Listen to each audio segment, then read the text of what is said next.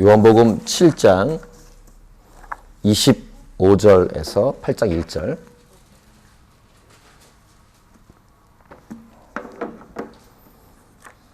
길긴 하지만 같이 읽도록 하겠습니다.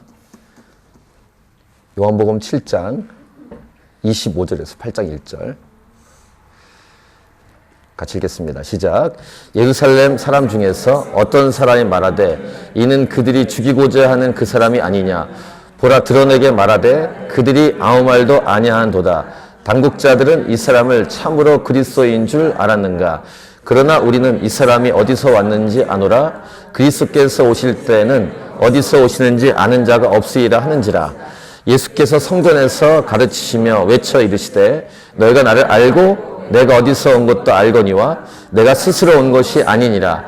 나를 보내신 이는 참되시니 너희는 그를 알지 못하나 나는 아노니 이는 내가 그에게서 났고 그가 나를 보내셨음이라 하시니 그들이 예수를 잡고자 하나 손을 대는 자가 없으니 이는 그의 때가 아직 이르지 아니하였음이로라. 무리 중에 많은 사람이 예수를 믿고 말하되 그리스도께서 오실지라도 그 행하실 표적이 이 사람이 행한 것보다 더 많으랴 하니 예수에 대하여 무리가 수군거리는 것이 바리새인들에게 들린지라. 대제사장들과 바리새인들이 그를 잡으려고 아랫사람들을 보내니 예수께서 이르시되 내가 너희와 함께 조금 더 있다가 나를 보내신 이에게로 돌아가겠노라. 너희가 나를 찾아도 만나지 못할 터이요 나 있는 곳에 오지도 못하리라 하시니 이에 유대인들이 서로 묻되 이 사람이 어디로 가기에 우리가 그를 만나지 못하리요? 헬라인 중에 흩어져 사는 자들에게로 가서 헬라인을 가르칠 터인가? 나를 찾아도 만나지 못할 터이요 나 있는 곳에 오지도 못하리라 한 이 말이 무슨 말이냐 하니라. 명절 끝날 곧 큰 날에 예수께서 서서 외쳐 이르시되 누구든지 목마르거든 내게로 와서 마시라. 나를 믿는 자는 성경의 이름과 같이 그 배에서 생수의 강이 흘러나오리라 하시니 이는 그를 믿는 자들이 받을 성령을 가리켜 말씀하신 것이라. 예수께서 아직 영광을 받지 않으셨으므로 성령이 아직 그들에게 계시지 아니하시더라. 이 말씀을 들은 무리 중에서 어떤 사람은 이 사람이 참으로 그 선지자라 하며 어떤 사람은 그리스도라 하며 어떤 이들은 그리스도가 어찌 갈릴리에서 나오겠느냐. 성경에 이르기를 그리스도는 다윗의 씨로 또 다윗이 살던 마을 베들레헴에서 나오리라 하지 아니하였느냐 하며 예수로 말미암아 무리 중에서 쟁론이 되니 그 중에는 그를 잡고자 한 자들도 있으나 손을 대는 자가 없었더라. 아랫사람들이 대제사장들과 바리새인들이 오니 그들이 묻되 어찌하여 잡아오지 아니하였느냐. 아랫사람들이 대답하되 그 사람이 말하는 것처럼 말한 사람은 이때까지 없었나이다 하니 바리새인들이 대답하되 너희도 미혹되었느냐. 당국자들이나 바리새인 중에 그를 믿는 자가 있느냐. 율법을 알지 못하는 이 무리는 저주를 받은 자로다. 그 중에 한 사람 곧 전에 예수께 왔던 니고데모가 그들에게 말하되 우리 율법은 사람의 말을 듣고 그 행한 것을 알기 전에 심판하느냐. 그들이 대답하여 이르되 너도 갈릴리에서 왔느냐. 찾아보라. 갈릴리에서는 선지자가 나지 못하느니라 하였더라. 다 각각 집으로 돌아가고 예수는 감난산으로 가시니라. 아멘. 네, 똑같은 설교를 두 번 들으셔야 되는 분들이 계시네요. 저희 이 설교는 제가 주일날 한 설교 내용을 그대로 하도록 하겠습니다. 요한복음 7장에서 예수님의 모습을 이렇게 그려내는, 이렇게 묘사하는 구절이 몇 가지가 나오는데 다시 여러분이 요한복음 7장을 피시고 눈으로 보시면 1절 예수께서 갈릴리에 다니시고 유대에서 다니려 아니하심은 아주 예수님의 소극적인 모습을 보여줍니다. 8절 9절을 보시면 동생들이 명절 초막절이 돼가고 있으니까 함께 예루살렘에 올라가라 이런 얘기를 합니다. 그때 이 동생들에게 너희는 올라가라. 나는 올라가지 않겠다. 때가 차지 않았다. 이렇게 말씀하시고 갈릴리에 계속 머물러 계셨습니다. 그런데 10절을 보시면 그 형제들이 명절에 올라간 후에 자기도 올라가시되 나타내지 않고 은밀히 가시니라. 올라가지 않겠다고 말씀하신 다음에 은밀히 올라가셨습니다. 거기서 멈추지 않고 이제 14절을 보시면 예수님이 명절의 중간쯤 됐을 때 예수께서 성전에서 올라가사 가르치시니 은밀히 올라갔지만 가르치시니까 자기의 모습이 드러났을 거 아니에요. 올라가지 않겠다고 하셨다가 은밀히 올라가셨다가 가르치시면은 자기가 드러나지 않습니까?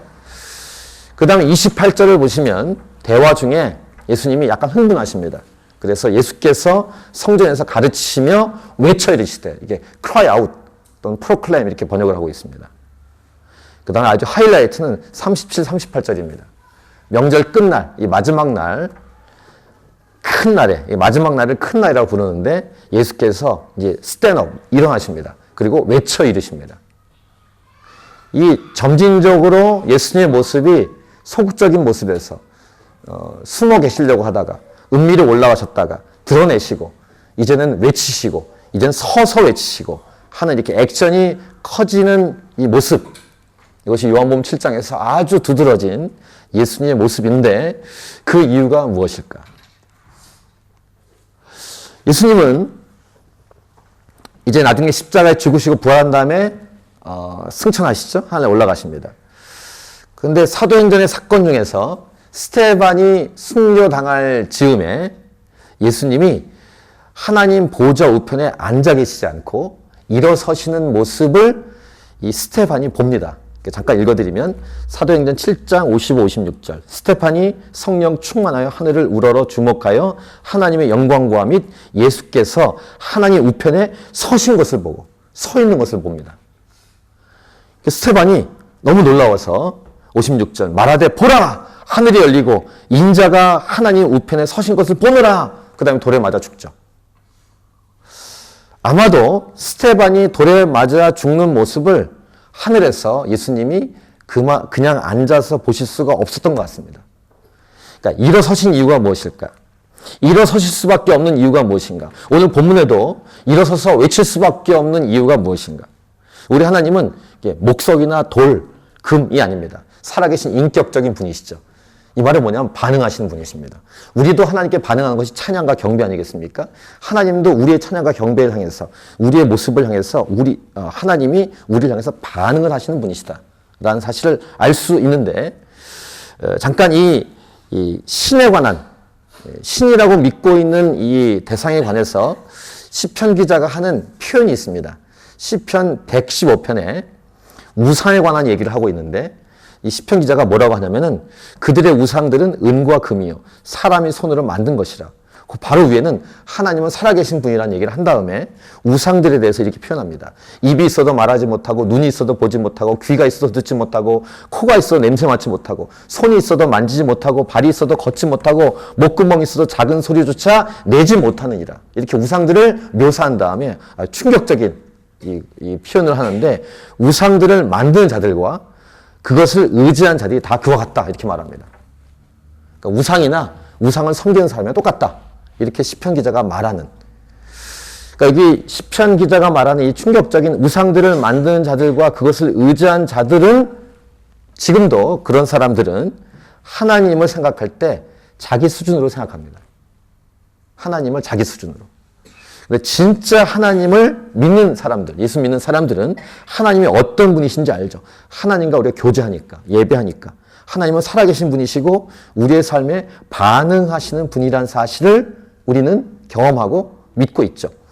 그래서 오늘 설교 제목이 절기임에도 여전히 목마른 사람들, 그리고 간절히 외치시는 예수님. 이게 설교 제목이에요. 이 하나님, 진짜 살아계신 하나님을 매일매일 만날 수 있게 축복합니다. 늘 경험할 수 있기를. 하나님과 친해지고 깊어지고 가깝고 더 닮아가는 그런 놀라운 역사. 그럼 놀라운 일이 벌어지는데 그 하나님을 우리가 친해지면 닮아간다는 사실입니다. 그래서 옆 사람에게 당신은 하나님을 닮아서 아름답다고 얘기해 주시기 바랍니다. 믿음으로. 네. 다 해주세요. 이렇게. 오랜만에 만났던 야곱이 형 에서를 봤을 때 했던 표현이었는데 그 표현을 다시 한번 하겠습니다. 당신을 보니 하나님을 본 듯합니다. 라고 얘기해 주세요. 우리 하나님 닮아갈 것이니까 한번 얘기해 주세요. 당신을 보니 하나님을 본 듯합니다. 네. 이 예수의 모습은 상반된 모습이 어떻게 보면은 안 올라간다고 했다가 올라가시고 은밀히 올라가셨다가 드러내시고 왜 그럴까? 그 이유가 무엇일까? 그것은 하나님 아버지의 영광을 위해서, 곧 구체적으로는 사람을 살리기 위한 마음, 그런 간절한 마음이 예수님의 마음, 하나님의 마음이었다는 사실을 알 수 있는데, 자, 아까 길게 읽으신 본문 중에 25, 26, 27절을 보시기 바랍니다. 예루살렘 사람 중에서 어떤 사람이 말하되 이는 그들이 죽이고자 하는 그 사람이 아니냐? 예수님을 바라보고 보라 드러나게 말하되 그들이 아무 말도 아니한도다. 당국자들은 이 사람을 참으로 그리스도인 줄 알았는가? 아직 예수님이 메시아라는 사실을 믿지 않는 사람들이기 때문에 그 예수님을 죽이려고 한다는 소문을 알고 있는 그들이 어떤 사람이 저렇게 대놓고 말하게 놔둬도 되는가? 라는 내용을 얘기하고 있는 거예요. 그 다음에 뭐라고 하냐면 21절. 그러나 우리는 이 사람이, 그러니까 예수님이 어디서 왔는지 아노라. 그리스도께서 오실 때는 어디서 오시는지 아는 자가 없으리라. 라고 자신의 얄팍한 지식을 사용해서 예수님이 지금 가르치고 있는 그 현장을 보면서 예수님에 대해서 자기의 수준에서 말하고 있습니다. 여기 당국자들이라 아마 정치 지도자들, 종교 지도자를 가리키겠죠. 권력자들. 당국자들이 저 예수님을 왜 죽이려고 했다고 알고 있는데 놔둘까? 성경에서 멀쩡하게 저렇게 가르치도록 혹시 당국자들이, 권력자들이 저 예수님을 메시아라고 믿고 있나? 우리는 저 예수님의 고향도 알고 아버지도 아는데 어디서 오는지 아는데 라고 그들이 말하고 있는 거예요. 누군지 모르지만 그들 중에 어떤 사람이. 이들의 이 사고방식과 중심은 뭐냐면 자기가 알고 있는 얄팍한 지식과 경험, 그 다음에 그 당시에 돌아가고 있는 시세와 흐름 정도로 예수님을 판단하고 있는 것입니다. 보통 이런 사람을 만날 때, 특별히 전도할 때 믿지 않는 자들을 만나면 또 이런 분들의 특징은 비판적입니다. 자기가 알고 있는 지식이 다라고 생각하기 때문에 이런 스타일로 자기 수준으로 하나님을 평가해 버립니다. 자, 이런 얘기를 했을 때 아까 예수님의 점진적인 모습 중에 이제 28절의 모습이 드러나는 거예요. 이런 얘기를 듣고 예수님이 하시는 이 모습이 이것입니다. 예수께서 성전에서 가르치시며 외쳐 이르시되 cry out 외치십니다. 소리를 내기 시작하세요. 오늘 설교 중에 제가 한 2번 정도 소리를 낼지 몰라요. 소리를 크게. 이 설교를 할 때는 소리를 좀 질러야 되기 때문에 이렇게 이해해 주시기 바랍니다. 예수께서 가르치시며 외쳐 이르시되 너희가 나를 알고 내가 어디서 온 것도 알거니와 내가 스스로 온 것이 아니니라. 나를 보내시는 참되시니 너희는 그를 알지 못하나 나는 아노니 이는 내가 그에게서 났고 그가 나를 보내셨음이라 하시니. 그러니까 너는 내가 어디서 온지 안다고 말하고 있는데 나는 스스로 온 것이 아니다. 이런 말씀. 나를 보내신 그 하나님 아버지를 너희들은 알지 못한다. 나는 그분을 안다. 그분이 나를 보내셨다. 이런 내용을 얘기했습니다. 그러니까 사람들이 예수님을 잡고 싶습니다. 잡으려고 합니다. 그런데 아직 때가 되지 않았다는 얘기를 30절에서 말하고 있습니다. 자, 이 성경의 흐름대로 잘 보시기 바랍니다. 한편 무리 중에 많은 사람이 예수님을 믿고 말한다는 표현을 31절에서 하고 있습니다. 그 다음 이렇게 얘기합니다. 그리스도께서 오실지라도 그 행하실 표적이 이 사람이 행한 것보다 더 많으랴? 여기서 이제 믿는다는 이 표현이 진짜 믿음이 아닌 것 같은 이유는 진짜 메시아가 온다고 해도 이분이 행하실 표적만큼 더 많을까? 라는 내용을 얘기하고 있다는 사실입니다. 그러니까 진짜 믿음은 아니죠. 그러니까 두 번째, 이런 차원의 분들 중에서 교회를 다니는 사람들이 있을 수 있습니다. 교회 내에는 들어오는데 진짜 믿음은 아닌 분들이 교회 안에 있을 수 있습니다. 그러니까 교회 바깥에 있는 사람들은 예수님을 인정하지 않고 관심이 없거나 배척하지만 교회 안에 있으면 어느 정도는 믿고 있는, 어느 정도 믿고 교회는 출석하는, 그러니까 출입은 하는, 그런데 진짜 믿음은 아닌 수준에 살아갈 수 있다는 사실을 우린 기억해야 합니다. 자, 32절 보시면 예수에 대하여 무리가 수군거리는 것이 이제 바리새인들에게 들립니다. 그러니까 대제사장들과 바리새인들이 예수님을 잡으려고 아랫사람들, 종들을 보냅니다. 그러니까 이 말은 뭐냐면 아랫사람들이 와서 예수님이 가르치시는 말씀을 이제 듣게 된다는 것을 말하죠. 그러니까 예수님의 말씀이 계속 진행됩니다. 33, 34절 우리 같이 읽겠습니다. 시작. 예수께서 이르시되 내가 너희와 함께 조금 더 있다가 나를 보내신 이에게로 돌아가겠노라. 너희가 나를 찾아도 만나지 못할 터이요 나 있는 곳에 오지도 못하리라 하시니. 이렇게 예수님이 본인의 십자가 사건 얘기를 이렇게 표현합니다. 너희가 찾아도 나를 이제 보지 못할 것이다. 내가 있는 곳에 오지도 못할 것이다. 이렇게 얘기했을 때 유대인들이 이해가 안 가니까, 이게 무슨 말인지 모르니까 35절, 36절처럼 반응합니다. 저 예수라는 사람이 흩어져 있는 헬라인에게 가서 그 헬라인들에게 가르칠 건가? 나를 찾아도 만나지 못할 터이요 나 있는 곳에 오지도 못하리라 한 이 말이 무슨 말이냐? 이렇게 이야기합니다. 이 표현은 오병이어 기적 사건, 요한복음 6장에 오병이어 기적 사건이 나오죠. 오병이어 기적 사건 다음에 예수님의 긴 말씀이 이어질 때도 비슷한 반응을 했습니다. 내 살을 먹고 내 피를 마셔야만 이런 등등의 말을 했을 때 이런 비슷한 이해가 안 가니까 엉뚱한 말을 많이 했습니다. 그러니까 예수님이 자신의 살을 준다? 그 다음에 식인, 식육, 이렇게 육신의 뭘 먹는가? 이런 식으로 표현했는데 오늘도 예수님의 이 말씀에 반응하는 것은 흩어져 있는 헬라인들에 갈 것인가? 이렇게 얘기하는 지경까지 왔을 때 드디어 그 유명한 37, 38절이 예수님의 입에서 선포되는 거예요. 결정이 이루는 것입니다. 클라이막스처럼. 예수님이 더 이상 가만히 있을 수 없었어요. 가슴이 폭발합니다. 여기 이제 성경의 표현이 아까 말씀드린 것처럼 스테나 외쳤다, 그러니까 섰다, 그 다음에 외쳐요, 이르신다 이런 표현을 쓰고 있는 것은 예수님의 가슴이 엄청나게 폭발하고 하나님의 열정이 폭발하고 그 사람들을 향한 억제할 수 없는 안타까운 마음을 표현합니다. 37, 38절 암송 구절을 많이 알고 계신데 이 사람을 향한 간절한 외침을 함께 같이 읽겠습니다. 시작. 명절 끝날 곧 큰 날에 예수께서 서서 외쳐 이르시되 누구든지 목마르거든 내게로 와서 마시라. 나를 믿는 자는 성경의 이름과 같이 그 배에서 생수의 강이 흘러나오리라 하시니. 이걸 어떻게 얘기했다고요? 서서 예수님이 크게 누구든지 목마르거든 내게로 와서 마시라 외치시는 거예요. 그 성전에서. 누가요? 예수님이. 예수님의 마음이 흥분했어요. 참을 수가 없어요. 알아듣지 못하는 그 사람들 향해서 화가 난 게 아니라 안타까우신 거예요. 이분이 예수님이십니다. 바로 하나님이세요. 그리고 성경에 약속한 것이 있지 않냐. 크게 외치시면서 이 약속의 말씀대로 예수님 믿으면 그 목마름이 해결될 뿐만 아니라 폭발적으로 오버플로잉 돼서 자기도 살고 다른 사람도 살리는 놀라운 역사가 일어난다. 그리고 그 생수의 강은 성령님이다. 라는 것을 말씀하시는 내용을 서서 외치고 계신 거예요. cry out. 그만큼 정말 중요하고 간절하고 꼭 해주고 싶은 말씀. 여러 제목을 이 말씀을 가지고 이 본문을 생각했는데 하나님의 목마름, 하나님의 간절함, 하나님의 열정 등등등 생각해 봤었습니다. 유대에 올라오지 않으려고 하셨고 너희들만 올라가라 동생들에게 말했던 예수님이 은밀히 올라가셨는데 드러내놓고 가르치더니 이제는 소리를 지르더니 이제는 서서 외치는 지경까지 갈 수밖에 없었던 예수님의 마음.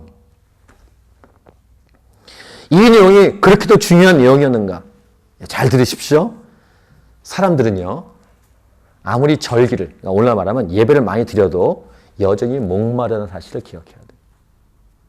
목마름이 있다. 인간의 실존, 죄가 들어온 다음에 인간의 실존은 목마름이에요. 그 목마름은 어떤 것으로 채울 수가 없어요. 하나님을 진짜 만나야만 채울 수 있죠.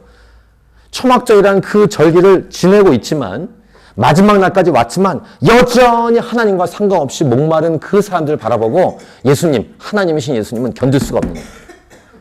그래서 오늘 제목 절기임에도 여전히 목마른 사람들 간절히 외치시는 예수님. 이것이 오늘 제목이에요. 초막절 절기는 여러분 아시는 것처럼 3대 절기 등등 절기 아시는 것처럼 우리로 말하면 예배 모임인데 예배 모임 중에서 큰 예배예요. 우리로 말하면 큰 부흥회죠. 부흥회를 치워도 마지막 날까지 여전히 목마른 사람들 바라보고 하나님, 예수님은 간절하신 거예요. 그들의 목마름을 채우고 싶으신 거죠. 진정한 예배는 어디론가 다 사라지고 형식적인 종교 행사를 치르고 있을 뿐이에요. 동물 가지고 피를 흘리고 제사를 드리고 있지만 여전히 목마른 거예요. 그리고 사람들은 의무적으로 그 성인 남자들은 와서 이 절기를 지내야 됩니다. 많은 사람들이 지방에서 모여서 많이 모여있지만 여전히 다 목마른 거예요. 그것은 하나님이신 예수님은 견딜 수가 없는 거예요. 거기다가 하나님 보내신 예수님을 믿지 않고 믿을 수가 없고 논쟁만 하고 예수님을 잡으려고 하는, 또 예수님을 죽이려고 하는 완전히 형편이 없는 상태를 바라보고 하나님이신 예수님의 마음은 답답한 거예요. 그래서 드디어는 급기야는 일어나신 거예요. 외치는 거죠. 제가 지금 좀 아까 외쳤지만 그 정도 외쳤을까요? 엄청나게 외쳤을 거예요. Cry out. 이 37, 38절의 이 말씀, 명절 끝날 곧 큰 날에 예수께서 서서 외쳐 이르시되 누구든지 목마르거든 내게로 와서 마시라. 나를 믿는 자는 성경의 이름과 같이 그 배에서 생수의 강이 흘러나오리라 하시니, 여기서 성경의 이름과 같이의 성경은 여러 텍스트가 있겠지만 가장 주가 되는 텍스트는 에스겔 47장이에요. 여러분 잘 아시는 성경 문지방에서 물이 흘러나오는, 그 물이 일천척을 측량한 다음에 봤을 때 물을 건너려고 할 때 발목에 차고 무릎에 차고 그 다음 허리에 차고 그 다음엔 능히 건널 수가 없어 헤엄을 칠 수밖에 없을 정도로 성전에서 나오는 물이 가득 흘러서 강이 되는, 강물이 되는, 생명수의 강물이 되는 그 환상을 에스겔에게 보여주시죠. 이 성경의 이름과 같이 너희 배에서 생수의 강이 흘러나온다. 이 생명수의 강물의 환상에 보면은 그 강물 안에 생물이 삽니다. 번성합니다. 바닷물이 되살아납니다. 이 물이 흘러들어가는 바닷물이. 각처에서 모든 것이 삽니다. 9절에 그렇게 기록되어 있습니다. 에스겔 47장 9절에. 그 다음에 어부들이 막 모여들고 고기가 각양 종류대로 고기가 생기고, 그러나 그 물이 흘러가지 않는 진펄과 개펄은 살아나지 못합니다. 그냥 소금 땅이 될 뿐이고 그 물이 가는 곳마다 살아납니다. 또 그 강 좌우가에는 생명나무 과실이, 각종 과실나무가 생기고 열매가 있고 입이 시들지 않고 마지막에 그 잎사귀가 약재료가 된다라는 말씀을 하시는 이 환상이 에스겔 47장인데, 이것이 바로 예수님이 서서 외쳐 간절히 외치는 성경의 이름과 같이의 그 내용입니다. 이 역사가 예수 믿는 저와 여러분에게 이미 이루어졌고 이루어질 것이다 라는 것을 말씀하고 있는 것이죠. 즉 이 생수의 강은 성령님이다 라고 친절하게 39절에서 말씀하고 있어요. 근데 아직 예수님이 영광을 받지 않으셨으므로 그 성령이 아직 임하지 않았다 라고 부연 설명을 하고 있죠. 성령의 기름 부으심, 어노인팅, 성령 충만한 사건. 이 땅 가운데 그래서 나도 살고 다른 사람을 살리는 오버플로잉 돼서 거룩한 영향을 끼치는 메시지를 예수님이 말씀하시는 거예요. 간절히 원하시는 마음으로. 이것은 각 개인에 주는 메시지이면서 각 교회에 주시는 메시지이기도 합니다. 공동체에게 주시는. 여전히 목마른 사람들에게 믿는다고 하고 예수 믿는다고 하고 교회에 와 있고 여러 모임에 참여하고 예배를 한다고 하지만 여전히 목마른 우리들에게 주시는 강력한 메시지. 저를 포함해서 여러분들에게 주시는 메시지입니다. 이 기름 부음이 있는 하나님과의 만남을 경험하기를 하나님은 간절히 지금도 원하신다는 메시지. 이 예배를, 하나님과의 만남, 그래서 충만하게 되는 이 예배를 경험하면 어떤 것을 아무리 갖다 대도 비교할 수 없기 때문에 흔들리지 않습니다. 돈을 아무리 많이 갖다 줘도, 골프, 낚시, 아무리 평소에 좋아하는 것을 다 주어도 맛바꿀 수가 없는 것이 바로 하나님의 임재 속에 들어가는 하나님 예배의 경험입니다. 주께 엎드려 우리 아까 고백한 것처럼 예배드립니다. 주 계신 곳엔 기쁨 가득. 무엇과도 누구와도 바꿀 수 없는 예배드림이 기쁨 됩니다. 이 고백처럼. 이 예배가, 이 기름 부음 예배가 실제로 이루어지면 믿지 않은 자들이 이곳에 왔을 때 꼬꾸라집니다. 전도를 해도 잘 듣지 않던 사람이 전도가 됩니다. 사도행전 2장에서 믿지 않은 영혼들이 오순절 성령 강림이 일어난 다음에 그 120명이 기도하다가 성령이 임한 그 사건을 목격한 사람들이 베드로의 설교를 듣고 하는 고백이 있습니다. 우리가 어찌할꼬. 이런 고백을 하면서 예수님 믿게 되는 역사. 그러니까 3,000명이 예수 믿죠. 이 폭발적인 역사가 과거에도 이루어졌지만 지금도 이루어질 수 있다고 저는 믿습니다. 왜 아멘 안 하세요? 아멘. 싫으세요? 성경의 약속이에요. 아무리 중요하게 생각된 약속이 있어도 그 예배를 경험하면 예배하게 되어 있습니다. 기름 부음이 넘치는 예배를 사모하고 사모할 수밖에 없게 되어 있습니다.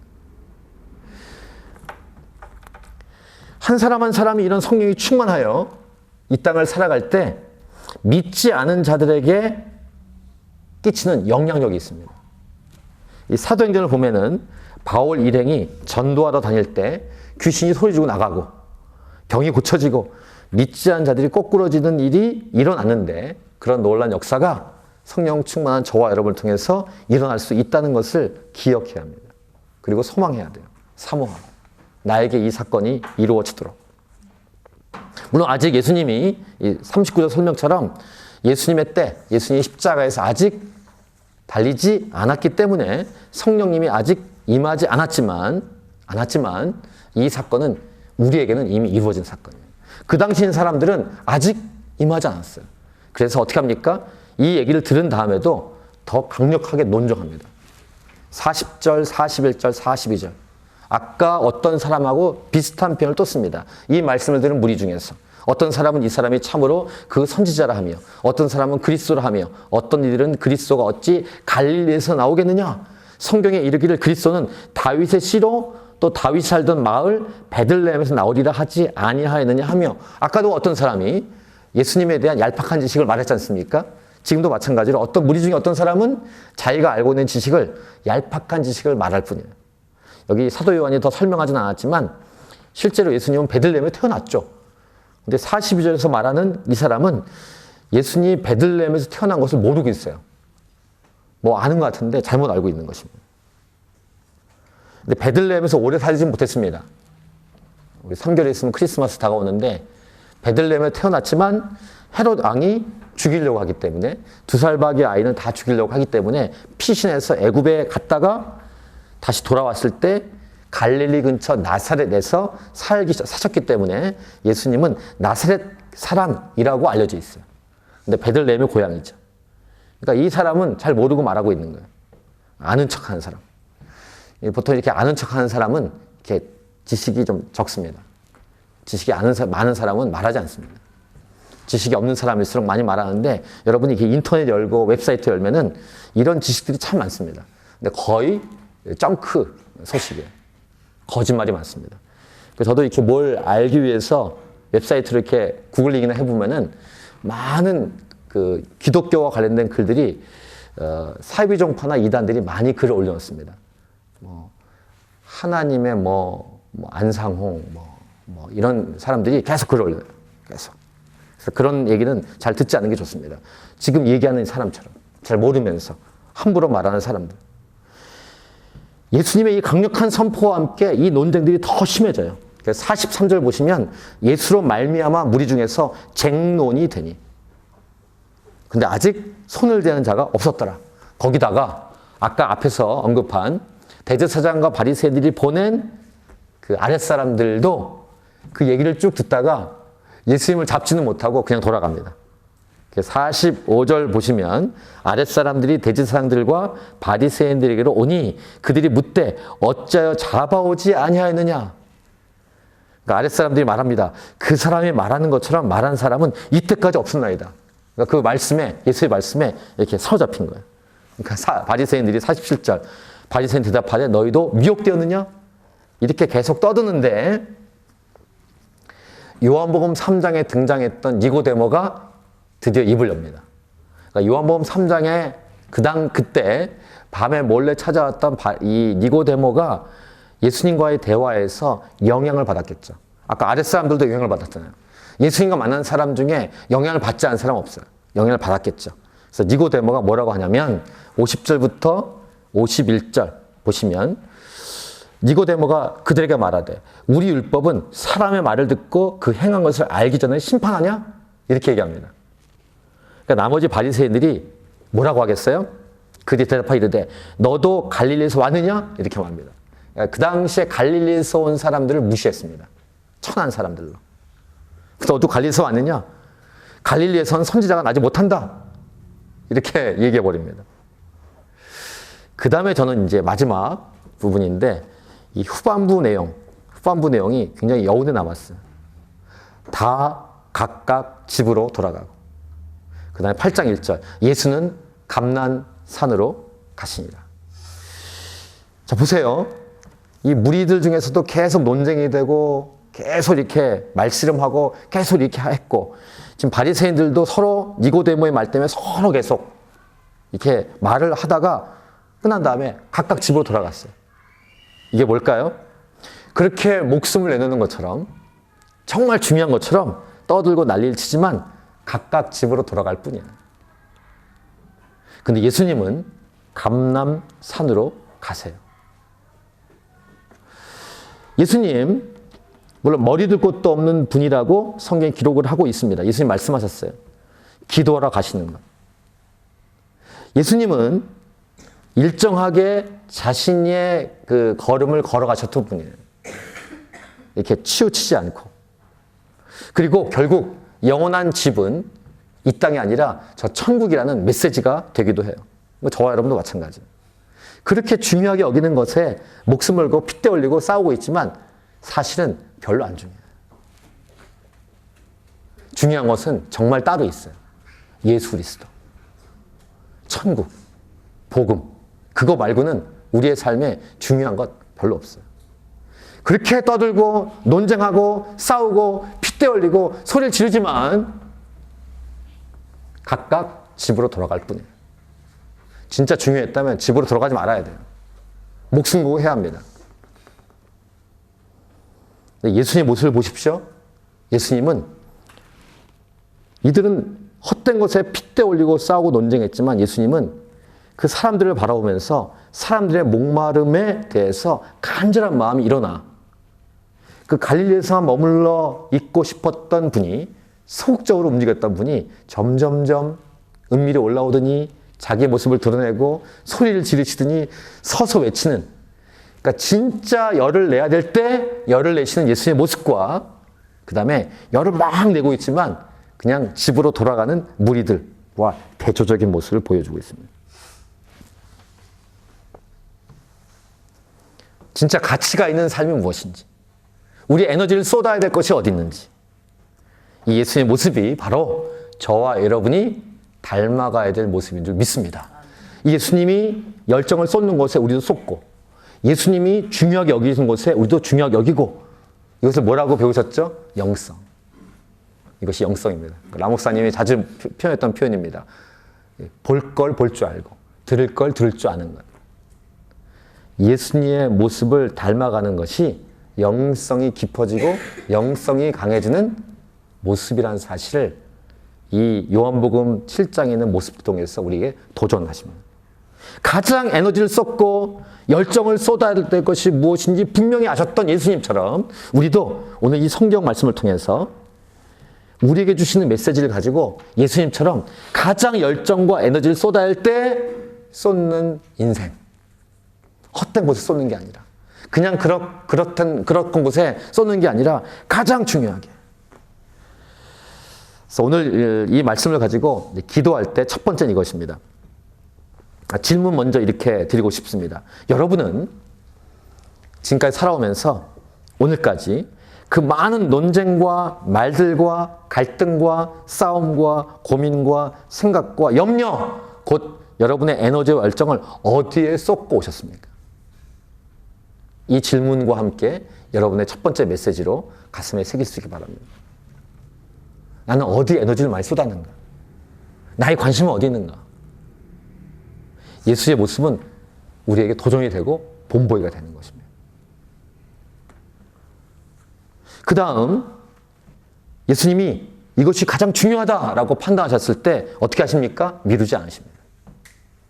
서서 외쳐 이르시되. 그리고 성령님을 말씀하시죠. 두 번째로 우리가 기도해야 될 것, 아까 서두에도 기도했던 것처럼 늘 우리가 기도해야 될 부분입니다. 성령님을 구하는 것. 주님, 성령님을 부어주시고 성령으로 충만하게 채워주십시오. 이것이 우리의 기도 제목이어야 할 것입니다. 말씀을 정리합니다. 예수님의 모습, 요한복음 7장에 담겨있는 예수의 모습, 점점 고조되면서 결국은 숨지 않으시고 드러내면서 외치시면서 서시면서 또 외치시는 이 간절한 이 핵심 내용.